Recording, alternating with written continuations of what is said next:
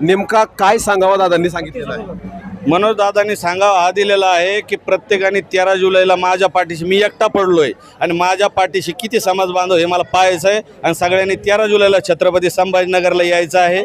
कारण का असतं, जाती जातीमध्ये तेढ निर्माण करण्याचं काम काही लोक करत आहे, त्यामुळे संभ्रम निर्माण झालेला आहे. आणि मराठा समाजाला एक विनंती आहे, जर लाखो रुपयाची उद्याची फीस जर वाचवायची असेल पोरांची, तर तुम्ही आज तुमचं जर शक्ती फक्त इथून संभाजीनगरला यायचं, जेवढं तुम्हाला भाडं लागतं तेवढंच तुम्ही खर्चून जर आले तर उद्याची लाखो रुपयाची फीस तुमची वाचू शकते.